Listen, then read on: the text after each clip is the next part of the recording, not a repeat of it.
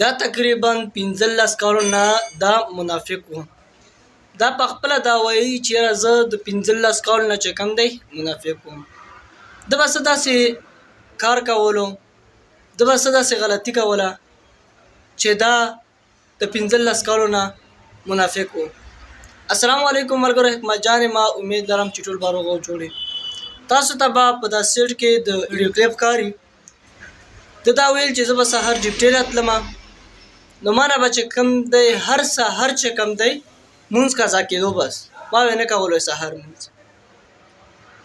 نو ما یو ورځ داسې کار وکړو چې ما به په فیسبوک کې چې کوم دی ګوتې وهلې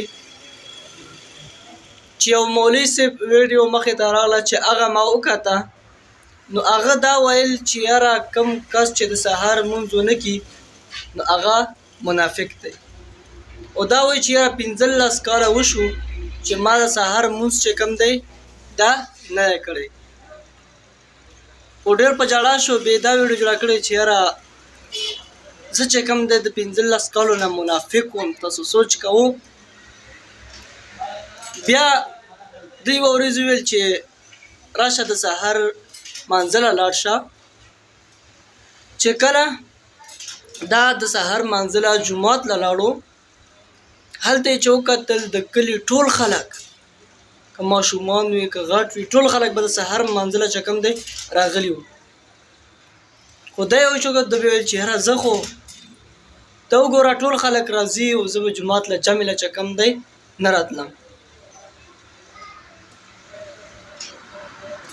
خو اوس وګورئ تاسو د دا ویډیو کلیپ، دا څومره ګوره په جاړي او دا یې چې یاره دا ما څنګه دا غلطي وکړه، ما څنګه دا ګناه وکړه چې زه 15 کالو نه منافق، یعنې 15 کاله ما چې کوم دی د سهار مونځ چې کوم دی دا نه دی کړی. د دې سټوري او د دې ویډیو مطلب مې صرف دا و چې نن سبا زمونږ او ستاسو په دا چمګاونډ کې هم داسې خلک شته چې هغه هم سهار مونځ ته قضا کېږي. که تاسو په خپله سوچ وکړو، تاسو خپل جومات ته لاړ شو چې مخکې ماخوستن جمعه کې 3 صفونه وي، 4 صفونه وي، نو سهار جمعه کې به چې کوم دی 1 صف وي. دا سله چې ګوره ډېرو خلکو نه د سهار مونځ قضا کېږي.